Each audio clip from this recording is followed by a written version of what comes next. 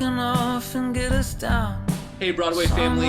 I am here today talking with our sister, Jessica Willman, and she's going to share a little bit about her own experience with the book of Revelation. The first sermon a couple weeks ago, I mentioned that if anyone would like to share, their story and their experience of Revelation, to let me know. And Jess called me a couple days later and said I'd be glad to share. So Jess is here to share with us a little bit. And Jess, thanks for sharing, but thank you more for who you are, and just really grateful for your role at Broadway. And it's cool that were a kid at Broadway and have grown up, and we're watching you be a committed follower of Jesus. So thanks for who you are. Thanks. So Jess, can you just share a little bit about your own experience of Revelation, and what's your story there? Yeah, so I was born in the mid-90s. I'm not really sure when the Left Behind movies came out, but I remember in the house we had all the books, and then I saw the movies at some point. I think I was pretty young when I saw them for the first time, and they just kind of freaked me out. They scared me.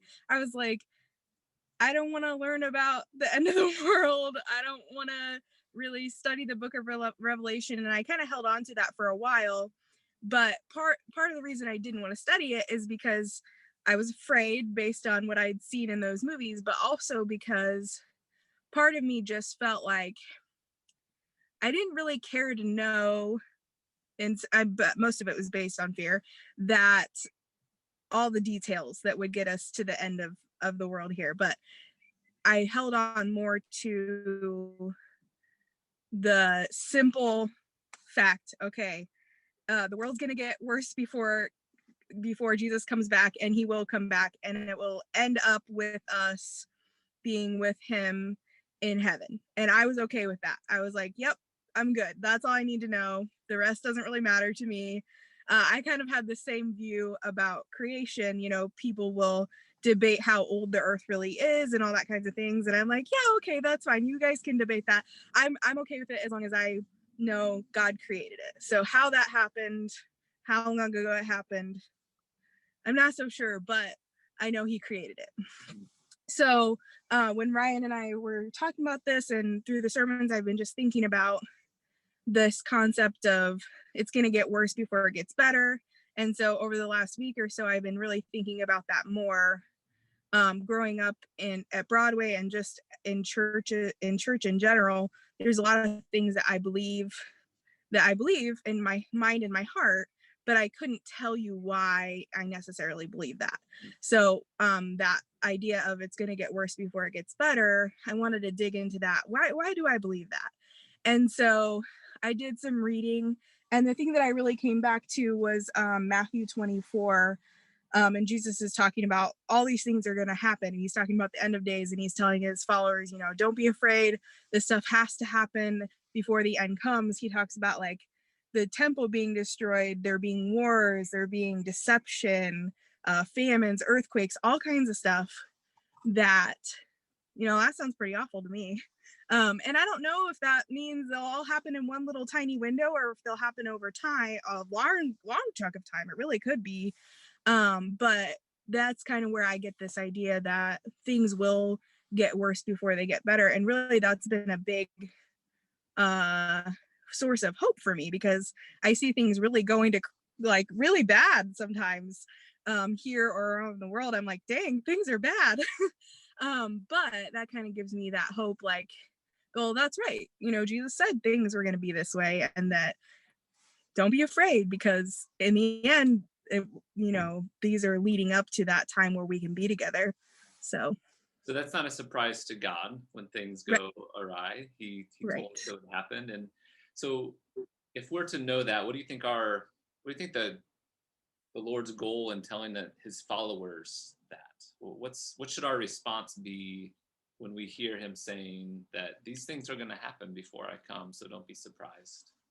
Yeah, I think it just lends us to a place of trust, like, really committing to, this is what he said will happen, and I trust him that that's what the plan is. Yeah. The plan is that we'll be together. So even though there's all these things that are going to happen, I can trust that the Lord sees that and he's with me through that. And the ultimate goal is for us to be together. I think we can, that trust, and then I would add the idea of being prepared and ready. You know, that in the US for a long time, like, we haven't had to experience a lot of those things. And so if and when we experience those things, we need to be ready. And as Peter says, don't be surprised at the trial that you're facing.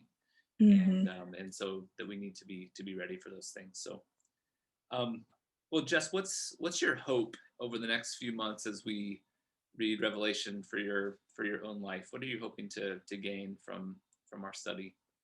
Yeah, a couple things. The first thing is, I've never really, like I said, I never really read through or learned much about Revelation, just snippets here and there.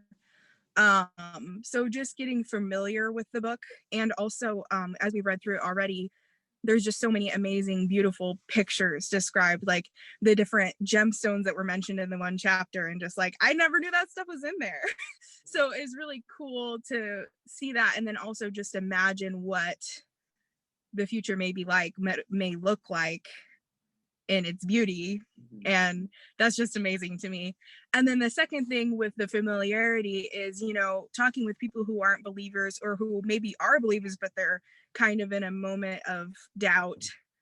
I've had someone ask me about the book of Revelation once or twice. I'm like, I have no idea. And so I'd love to have at least a little bit of knowledge to be able to say, oh, well, there's this thing, or we could talk about that more. But I'm kind of at a point where if somebody asks me, I'm like, I don't know. Yeah. So that would be the other hope I have for this. I like that idea of Revelation giving us an imagination of what's coming. It gives us pictures, and it's John who saw these incredible visions of heavenly realities that he's doing his best to communicate to that in images and words that we can understand. And I just wonder sometimes, as if he was writing, saying, I wish I could say this, like, it's even bigger than this, it's even more beautiful than this, but this is the best that I can do to communicate how great it's going to be. And so I love that idea of having this imagination for our future with God. So yeah. Well, I hope that you and all of us will grow in that understanding of Revelation, and will increase our hope for what's coming. So yeah. Well, Jess, thanks again so much for telling your story about Revelation, and again, we appreciate you. Peace, sister. Thanks for having me. We love you, Broadway. Peace to you.